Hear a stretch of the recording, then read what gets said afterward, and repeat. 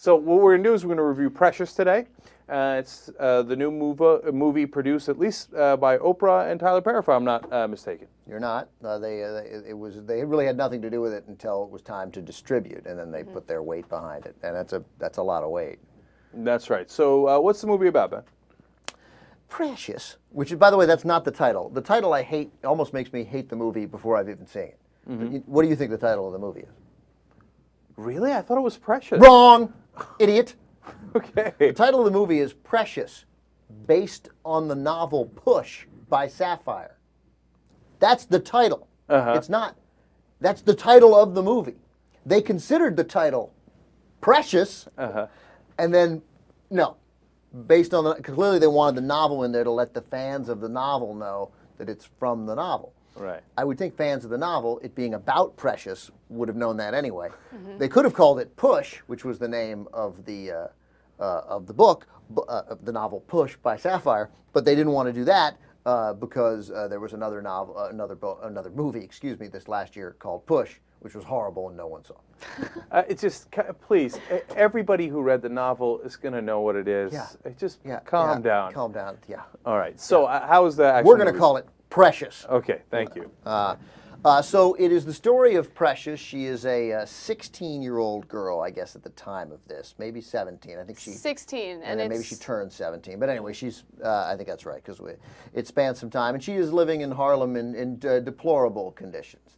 She's got an abusive mother played by Monique, a really abusive mother, physically, verbally, certainly emotionally. She's had 2 children by her own father, raped twice, or raped certainly more than twice, but twice. Impregnating her, right.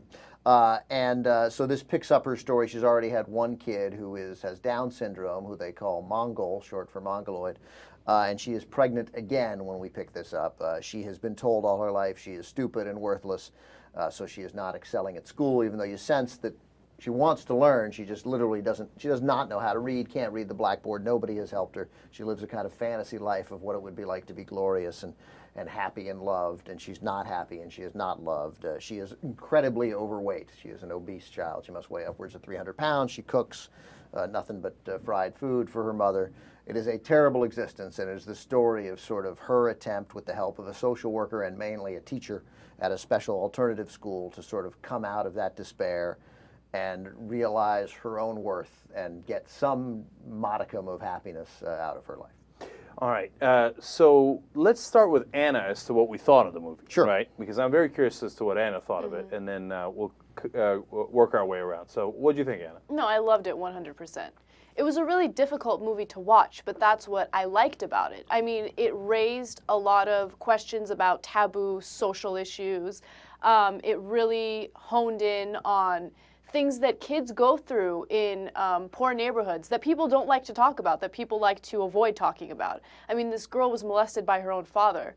It had to do with incest. And what I particularly liked about the main character of the movie is the fact that she remained so strong despite everything she went through. I mean, she always somehow had this sense of hope. And even though she was going through all this stuff, she never allowed it to harden her spirit.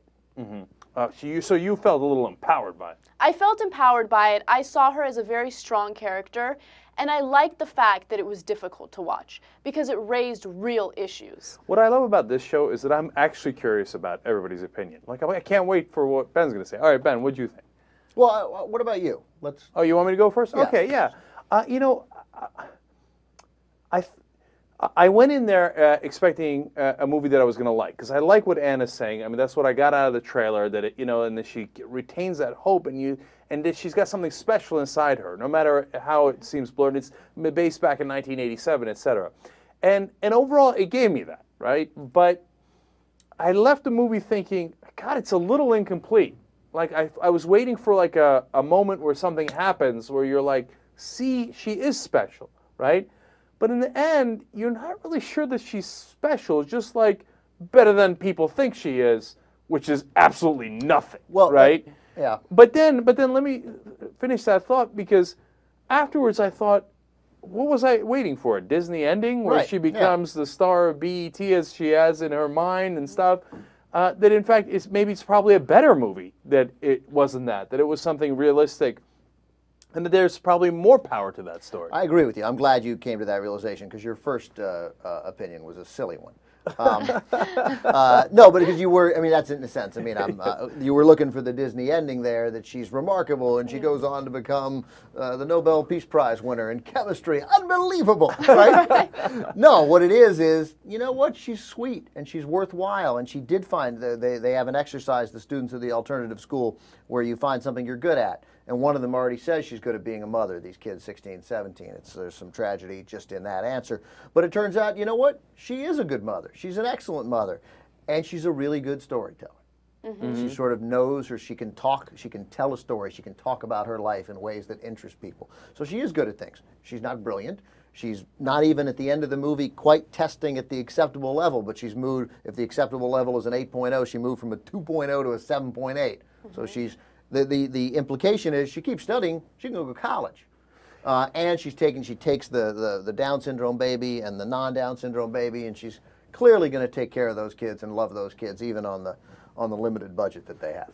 Was it too depressing, though? Because, I mean, it was a hard movie, you know, because a lot of people looking at the trailer are going to say, do I want to go? And I'll tell you, I went with my wife, who's a social worker, and she's like, well, I see this every day. Why did I come to a movie to see it? Right? Now, that's a unique perspective because she's a social worker and she sees it. Most people don't see this sort of despair. And this, by the way, I mean, people live in abject poverty. And when I was a reporter, I saw some of it.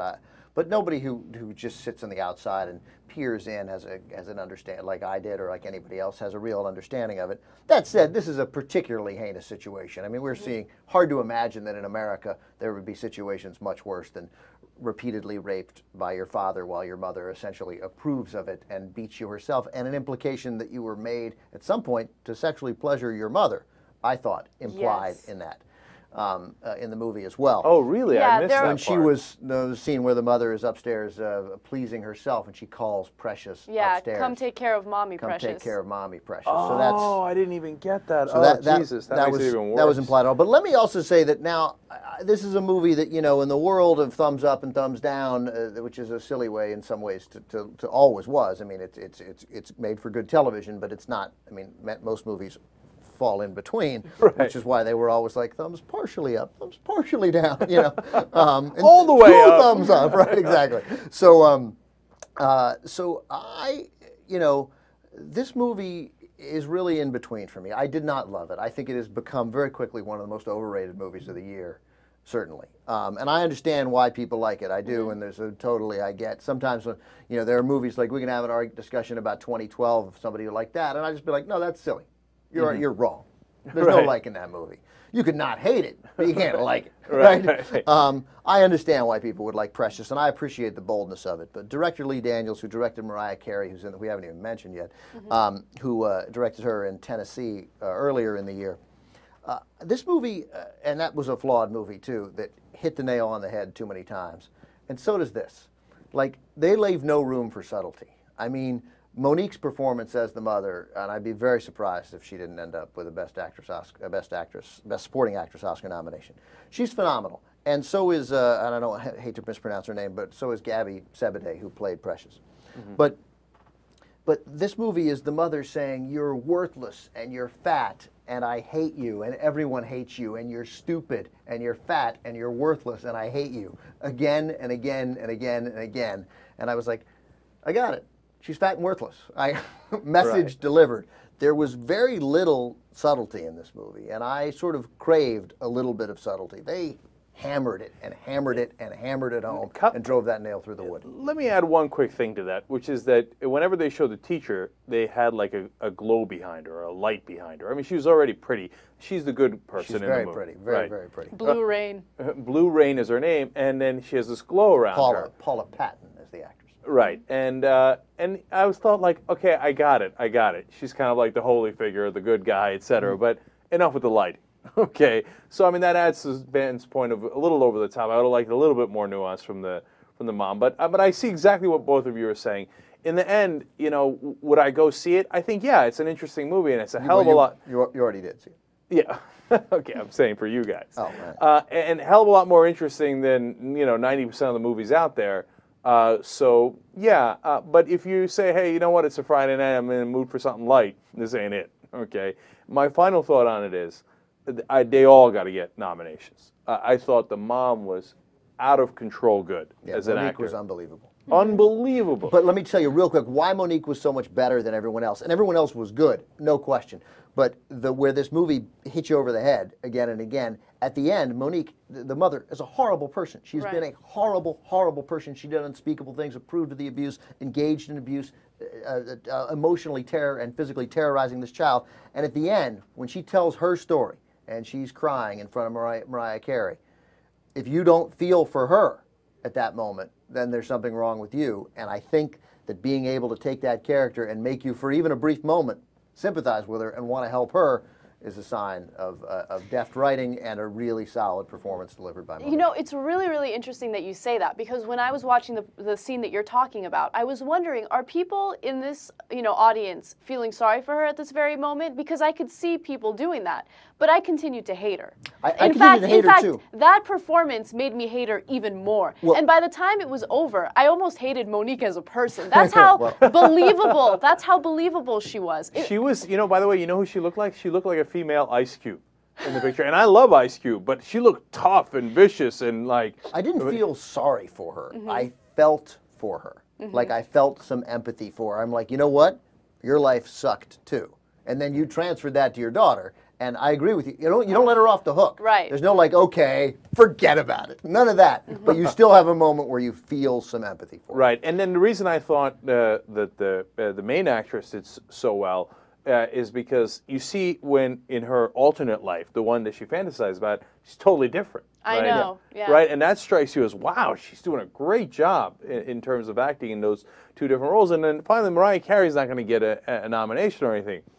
But wow, she was great. I didn't expect that from Mariah Carey at all. She was much better than she was in Tennessee when she worked with Lee Daniels in a movie that came out earlier in the year. Yeah, no. All of a sudden, Mariah Carey kind of has a little bit of a career going on there in acting. So that took me for a surprise. So I want to add one more thing, and Ben and I were talking about this. Lenny Kravitz was in that movie. He played the nurse. He was the nurse? Oh, yeah. Oh, man, that's so funny. And go ahead. And it's so funny because when I saw him, I'm like, that male nurse is hot. Who is that? And I didn't know it was Lenny Kravitz because he looks so different when he's all clean cut and goody-goody. That's really funny because I thought, look, you take that Hollywood gloss and shine off of Lenny Kravitz and Mariah Carey, and they look like two average people. Exactly. I mean, Mariah Carey doesn't look bad, and no, I think Mariah Carey looked average. At the risk of at the risk of nothing or the risk of everything. I thought Lenny Kravitz looked good. Like I thought that's a good-looking male nurse. Yeah, that is a good-looking male nurse. Right, but he didn't look. It's that shine that they put on the stars. You know what I'm saying? Like he looked like a regular guy who was kind of good looking. Right. Yeah. Or really good looking. But you saw all the girls. All the girls were swooning over him in the movie. Yeah, that's true. All right. There you have it. So do with it as you wish. That's our review of Precious. Of Precious, based on the novel Push by Sapphire, lest we confuse anybody. All right, Young Turks.